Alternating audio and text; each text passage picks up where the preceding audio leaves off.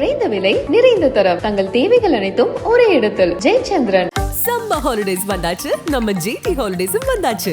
GT Holidays, South India's #1 travel brand. அடுத்த வருடம் election வருஷம். ஸோ அதனால் அதற்கு தகுந்தாற்போல் அதுக்கு உண்டான எல்லா இன்புட்ஸும் மோர் தென் 50% கொடுத்துருக்காங்கன்னு சொல்லி இந்த பிளானிங் இஸ் குட். ஆனால் இதை அவங்க எப்படி இம்ப்ளிமெண்ட் பண்ண போகிறாங்க அப்படிங்கிறது தான் ரொம்ப ஸ்டேட் டெவலப்மெண்ட் லோனுங்கிறது வாங்கின ரெக்கார்டு படி பார்த்தீங்கன்னாக்க 9.7 lakh crore. ஸோ கண்டிப்பாக அதுக்கு உண்டான வட்டியை வருஷம் கட்டி ஆகணும். ஜென்ரலாக என்ன பண்ணுவாங்க, அந்த வருஷம் அதை கட்டும்போது அதை நம்ம எப்படி இண்டிவிஜுவலாக ஒரு டாப் அப் லோன் போகிறாங்களோ அதுமாரி ஃபர்தராக அதுக்கு மேலே போவாங்க. ஏதாவது ஒரு லோனுக்கு நம்மளுடைய கடன் தொகை இருக்க தான் செய்கிறது. கடன் தொகையை எப்படி குறைக்க போகிறாங்க அப்படிங்கிறத பற்றி இன்னும் பெருசாக வந்த மாதிரி தெரியல. ரியல் எஸ்டேட்டில் போய் முதலீடு செய்வது, பொன்சே ஸ்கீமில் போய் மாட்டிக்கிறது, இதெல்லாம் போய் மாட்டிக்கிறாங்க. இதை தவிர எல்லாருக்கும் ஜென்ரலாக என்ன ஆகுதுனாக்கா இந்த தங்கம் விலை ஏறுறதுனால so investment related to gold பார்த்தீங்கன்னா அதிகமாக இருக்குது. இன்வெஸ்ட்மெண்ட் ரிலேட்டட் டு முன்னாடிலாம் பார்த்தீங்கன்னாக்கா ஒரு போஸ்ட் ஆஃபீஸில் ஆர்டியில் பேங்க் டெபாசிட்ஸ் அது மாதிரி இருக்கும். அது ரேட்ஸ் எல்லாம் இறங்க ஆரம்பிச்சதுனால வெளியில தான் முதலீடுகளை செய்கிறாங்க. ஸோ இப்போ இந்த கடன் சுமை அதிகரிக்கும் பொழுது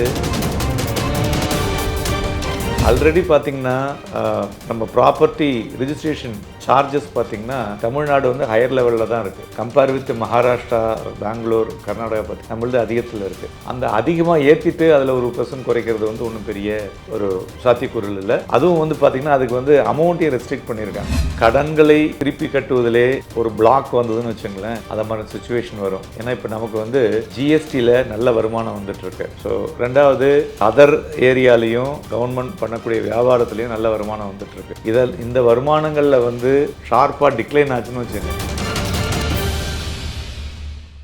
வணக்கம் சார். வணக்கம். தமிழ்நாடு பட்ஜெட் வரலாற்று முதல் முறையாக அமைச்சர் தங்கம் தென்னரசு ரிலீஸ் பண்ணியிருக்காரு. ஒரு பொருளாதார நிபுணராக நீங்கள் அதை எப்படி பார்க்குறீங்க சார்? ஸோ இந்த முறை தமிழ்நாடு பட்ஜெட் தாக்கல் செஞ்சது பார்த்திங்கனாக்கா அடுத்த வருடம் எலெக்ஷன் வருஷம். ஸோ அதனால் அதற்கு தகுந்தாற்போல் அதுக்கு உண்டான எல்லா இன்புட்ஸும் மோர் தென் 50% கொடுத்துருக்காங்கன்னு சொல்லலாம். அது ஜென்ரலாகவே எந்த கட்சியாக இருந்தாலும் அது பண்ணக்கூடியது தான். ஸோ அது மாதிரி வந்திருக்கு. ஸோ அதை தவிர்த்து பார்த்தோமேயானால் ஒரு சில ஏரியாவை நல்லா ஸ்ட்ரெங்தன் பண்ணியிருக்காங்கன்னு சொல்லலாம். இப்போ உதாரணத்துக்கு பார்த்திங்கனாக்கா housing loan scheme same central government மாரி ஸ்டேட் கவர்மெண்ட்லேயும் அது கொடுத்துருக்காங்க. தென் ஹோசூரில் எகெயின் டைடல் பார்க் 1 சென்னை மாதிரி. ஸோ இந்த மாதிரி சில இன்புட்ஸ் இந்த பிளானிங் இஸ் குட். ஆனால் இதை அவங்க எப்படி இம்ப்ளிமெண்ட் பண்ண போகிறாங்க அப்படிங்கிறது தான் ரொம்ப முக்கியம். ஸோ தொழில் முனைவோர்களுக்கு, அதாவது வெளிநாடுகள்லேருந்து தமிழகத்தை குறிவைத்து அநேக உலக நாடுகள் தொழில் முனைவதற்கு முன் வராங்க. ஸோ அவங்களுக்கு இந்த திட்டங்கள் ஏதாவது பயனுள்ளதாக இருக்குமா? தொழில் முனைவோர்களுக்கு பார்த்திங்கனாக்க ஆல்ரெடி ஒரு 2-3 நாள் முன்னாடி தான் கவர்மெண்ட்டோட மீட்டிங் வச்சுருந்தாங்க. ஸோ குளோபலாக பார்த்திங்கனாக்க நிறைய இன்புட் கொடுத்துட்ருக்காங்க, நிறைய சலுகைகள் அதில் இருந்துகிட்ருக்கு. ஸோ இந்த பட்ஜெட்டில் பார்த்திங்கன்னா அதில் ஒன்றும் அதாவது பெருசாக ஃபிட் பண்ணுற மாதிரி உள்ளதில்லை. ஜென்ரலாகவே ஆல்ரெடி நாங்கள் என்னெல்லாம் பண்ண முடியும் அப்படிங்கிறத சொல்லியிருக்காங்க. இரண்டாவது, ஏன் இப்போ உங்களுக்கு வெளிநாடுகள்லேருந்து கம்பெனிஸ்லாம் இந்தியாவுக்கு வருதுன்னு பார்த்திங்கன்னா ஒரு டோட்டல் டிஸ்ட்ரப்ஷன்லேருந்து வெளில வரத்துக்கும் மெயினாக போர்ட்டு, ரயில் அண்டு டிரான்ஸ்போர்ட், இந்த மூணுத்தையும் அண்டு ஏர்போர்ட், இந்த கனெக்டிவிட்டி இப்போ இந்தியா பெட்டராகிட்டுருக்கு. ஸோ அதில் எஸ்பெஷலி தமிழ்நாட்டில் இந்த மூணுமே கனெக்டிவிட்டி பார்த்திங்கன்னா பெட்டராக இருக்குது. அதுக்காக இப்போ 2-3 இடத்துல பார்த்திங்கன்னா ஸ்பெசிஃபிக்காக ஏர்போர்ட்டுமே அமைக்க போகிறோன்னு சொல்லியிருக்காங்க இந்த பட்ஜெட்டில். அது வரவேற்கத்தக்க விஷயம்னு சொல்லலாம். ஏன்னா நியர் டு த போர்ட் இந்த 3 கனெக்டிவிட்டி இருந்ததுன்னு வச்சுங்களேன், நம்மளுடைய வியாபாரம் அதிகரித்துக்கு உண்டான வாய்ப்புகள் அதிகமாக இருக்கக்கூடும். ஸோ அதனால தான் அந்த அதர் கண்ட்ரிலேருந்து சில கம்பெனிஸ்லாம் இந்தியாவிலேயே எஸ்பெஷலி தமிழ்நாட்டுக்கு வரும் அப்படிங்கிற விஷயத்த சொல்லியிருக்காங்க. தொடர்ந்து தமிழகத்திற்கு சில கோடிகள் கடன் இருக்குது. இந்த நிலையில் இவங்க அறிவிச்சிருக்கிற இந்த பட்ஜெட் அதுக்கு சாதகமாக இருக்குதுன்னு நீங்கள் நினைக்கிறீங்களா? இன்றைக்குமேம்மா இப்போ அவங்க ஸ்டேட் டெவலப்மெண்ட் லோனுங்கிறது வாங்கின ரெக்கார்டு படி பார்த்திங்கனாக்கா அரௌண்ட் ஒரு 9.7 lakh crore. ஸோ கண்டிப்பாக அதுக்கு உண்டான வட்டியை வந்து வருஷம் கட்டி ஆகணும். ஸோ ஜென்ரலாக என்ன பண்ணுவாங்க, அந்த வருஷம் அதை கட்டும்போது அதை நம்ம எப்படி வந்து இண்டிவிஜுவலாக ஒரு டாப்அப் லோன் போகிறாங்களோ அதுமாரி ஃபர்தராக அதுக்கு மேலே போவாங்க ஏதாவது ஒரு லோனுக்குன்னு சொல்லிட்டு. ப்ளஸ் ரெண்டாவது என்ன பண்ணுவாங்க, இப்போ வந்து லைக் மெட்ரோபாலிட்டன் சிட்டிஸ் சென்னையோ இல்லை திருச்சி, கோயம்புத்தூர் அது மாதிரி உள்ள மெயின் சிட்டிஸில் வந்து என்ன பண்ணியிருக்காங்கன்னு கேட்டிங்கனாக்கா என்ன பண்ணுவாங்கன்னா, ப்ராப்பர்ட்டி டேக்ஸ் ஒன்று ஃபர்தராக ஏற்றுறது, இல்லை எலக்ட்ரிசிட்டி சார்ஜஸ் ஏறுவது. ஸோ இதை மாதிரி விஷயங்கள்லேயும் அதை ஈடு கொடுக்கறதுக்கு உண்டான வழிகளும் பண்ணுவாங்க. ஸோ அதுதான் இப்போதைக்கு நடந்துகிட்ருக்கு. ஸோ அதனால் நம்மளுடைய கடன் தொகை இருக்க தான் செய்கிறது. இந்த கடன் தொகையை எப்படி குறைக்க போகிறாங்க அப்படிங்கிறத பற்றி ஒன்றும் பெருசாக வந்த மாதிரி தெரியல. ஆல்ரெடி ஆர்பிஐ சைடில் கடந்த 10 வருஷத்தில் குறிப்பாக பெண்களும் குடும்பங்களில் இருக்கிற அந்த சேமிப்பு செயல்பாடுகள் வந்து குறைந்திருக்கு, 50% குறைந்திருக்கு அப்படின்னு தொடர்ந்து அவங்க கோட் பண்ணிகிட்ருக்காங்க. இந்த நேரத்தில் இவங்க இவ்வளோ பட்ஜெட்டில் இவ்வளோ கடன் வாங்கி வச்சுருக்காங்க அப்படிங்கிறப்போ நாளைக்கு இந்த சுமை ஒரு சாதாரண நுகர்வோர் மேலே வந்து விழுமா, வாய்ப்பு இருக்கா? கண்டிப்பாக. அதாவது ஏன் வந்து உங்களுக்கு வந்து மகளிரினுடைய அவங்களுடைய பொருளாதாரத்தில் சேமிப்பு குறைந்தது அப்படின்னு பார்த்திங்கனாக்கா நிறைய விஷயங்கள் உள்ளடக்கி இருக்குது. எல்லோரும் என்ன பண்ணுறாங்கனாக்கா, இந்த ரியல் எஸ்டேட்டில் போய் முதலீடு செய்வது, அப்படி இல்லைனாக்கா நிறைய இந்த பொன்சே ஸ்கீமில் போய் மாட்டிக்கிறது, இதெல்லாம் போய் மாட்டிக்கிறாங்க. ஸோ இதை தவிர எல்லாருக்கும் ஜென்ரலாக என்ன ஆகுதுனாக்கா, இந்த தங்கம் விலை ஏறுறதுனால so investment related to gold பார்த்திங்கன்னா அதிகமாக இருக்குது. இன்வெஸ்ட்மெண்ட் ரிலேட்டட் டு முன்னாடிலாம் பார்த்திங்கனாக்கா ஒரு போஸ்ட் ஆஃபீஸில் ஆர்டி, இல்லை பேங்க் ஆர்டி, பேங்க் டெபாசிட்ஸ் அது மாதிரி இருக்கும். அது ரேட்ஸ்லாம் இறங்க ஆரம்பிச்சதுனால வெளியில் தான் வந்து முதலீடுகளை செய்கிறாங்க. ஸோ இப்போ வந்து இந்த கடன் சுமை அதிகரிக்கும் பொழுது கண்டிப்பாக வந்து பார்த்திங்கனாக்கா அது வந்து ஒரு இன்டைரக்டாக நான் சொன்னேன் இல்லையா, ப்ராப்பர்ட்டி டேக்ஸ் ஏற்றுவாங்க, இல்லை வந்து இபி சார்ஜஸ் ஏறும், இல்லை வேறு ஏதாவது ஒரு சார்ஜஸ் அதெல்லாம் வந்து பார்த்திங்கனாக்கா ஜிஎஸ்டியில் ஏதாவது ஏற்றக்கூடிய வாய்ப்புகள் இருக்கக்கூடும். ஸோ இதை மாதிரியான விஷயங்கள் பெட்ரோல் டீசலுக்கு வந்து விலைகளை வந்து சற்று ஏற்றுவது, ஸோ இதை மாதிரி விஷயங்கள் வந்து அதை ஈடுகெடுக்கிறதுக்கு உண்டான விஷயங்களாகும். ஸோ இந்த பெட்ரோல் டீசல் விலை ஏறினதுன்னு வச்சுங்களேன், ஆட்டோமேட்டிக்காக என்ன ஆகுனாக்கா நம்ம ஃபுட் இன்ஃப்ளேஷன்ஸ் அதுவும் ஏறக்கூடும்.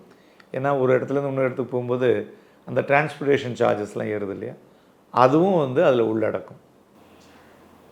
தொடர்ந்து இப்போது சிஎம்டிஏ சென்னை கார்ப்பரேஷனில் வந்துட்டு கார் வாங்கணுன்னா அதுக்கு முன்னாடி நீங்கள் பார்க்கிங் வச்சுருக்கணும், ஸோ தட் நீங்கள் ரெஜிஸ்ட்ரேஷன் பண்ண முடியும்னு அனௌன்ஸ் பண்ணியிருக்காங்க. ஸோ இந்த மாதிரி கவர்மெண்ட் எடுக்கிற இந்த விஷயங்கள் வந்து எந்த அளவுக்கு வந்து மக்களுக்கு சாதகமாக இருக்கும் அப்படின்னு நினைக்கிறீங்க? அதாவது இது வந்து ஒரு நல்ல விஷயம் தான் சொல்லணும். ஏன்னாக்கா மெயினாக நம்ம ரோடெலாம் என்ன ஆகுதுன்னு பார்த்திங்கன்னு வச்சுக்கோங்களேன், ஒரு 40 ஃபீட் ரோடு வந்து 2 பக்கமும் வீடு இருந்ததுக்கப்புறம் அது 30 ஃபீட் ஆகிடுது. ஸோ வீட்டுக்குள்ளே கார் நிறுத்தாமல் வெளியில் கார் நிறுத்தினாங்க, அந்த போயிட்டு வர டிராஃபிக் பார்த்திங்கன்னா அந்த இடத்துலேயே அதிகமாகுது, தேவையில்லாமல் ஒரு கேஸ் ஆகுது. அதனால் அது வந்து ஒரு ஒரு நல்ல விஷயம்னே சொல்லலாம். அதாவது அவங்களுக்கு கார் பார்க்கிங் அலாட் பண்ணுறதுனா கார் வாங்கிக்கலாம், இல்லைனாக்கா கார் பார்க்கிங் அலாட் பண்ணலைனாக்கா அது தவிர்ப்பது நல்லதுங்கிறது ஒரு நல்ல விஷயம்தான் சொல்லணும். ஏன்னா ஒரு இதோட வந்து இந்த கார்பன் கிரெடிட்டுக்கும் இந்த பட்ஜெட்டில் ஏதோ சொல்லியிருக்காரு. ஸோ அதனால் அதை பசுமை புரட்சிக்கு சில விஷயங்களை சொல்லியிருக்காங்க. ஈவன் பஸ்ஸஸ்லாமே உங்களுக்கு பார்த்திங்கன்னா டீசல் எடுத்துகிட்டு சிஎன்ஜி சொல்லியிருக்காங்க. அதெல்லாம் வரவேற்க வேண்டிய விஷயம்.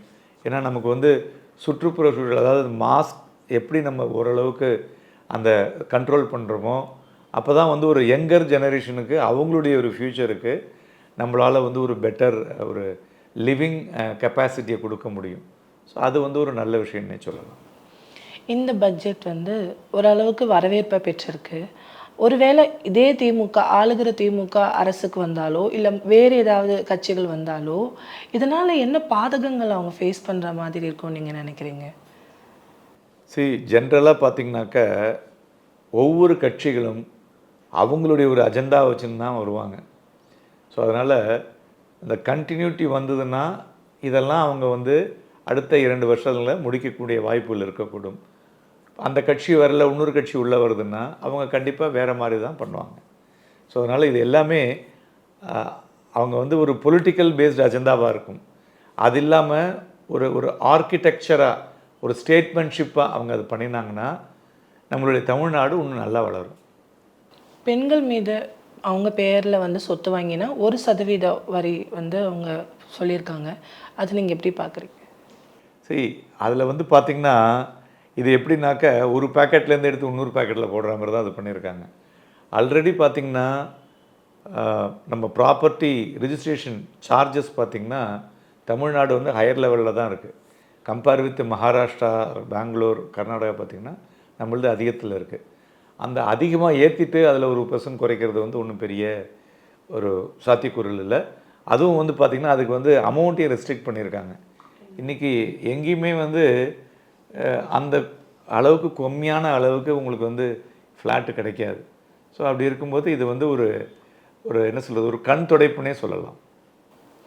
இது தவிர நீங்கள் பட்ஜெட்டில் பார்த்த உங்களை இம்ப்ரெஸ் பண்ண விஷயங்கள் ஏதாவது இருந்தால் ஷேர் பண்ணிக்கோ. சரி, ஆக்சுவலாக வந்து பார்த்திங்கன்னா பட்ஜெட்டில் வந்து ஒரு ரூபாய் 20,000 ஃபார் கிகா ஒர்க்கர்ஸுக்கு சொல்லியிருக்காங்க. ஸோ அதனால் அது ஒரு வெல்ஃபேர் போர்டு வச்சு ஸோ அவங்களுக்கு வந்து 20,000 ருபீஸ் வரலையும் ஒரு ப்ரோக்ராமில் எக்ஸ்டெண்ட் பண்ணி கொடுக்குறதா சொல்லியிருக்காங்க. ஸோ அதனால் அவங்க வந்து ஒரு ஸ்கூட்டர் வாங்கலாம் அவங்க ஒர்க்குக்கு. ஸோ அது மாதிரியான ஒரு விஷயங்கள் பண்ணும் பொழுது ஒரு பெட்டர் கனெக்டிவிட்டி இருக்கக்கூடும் என்று எதிர்பார்க்கலாம். ஏன்னா நம்ம எக்கானமியே இப்போ வந்து கிகா எக்கானமியாக தான் போயிட்டுருக்கு.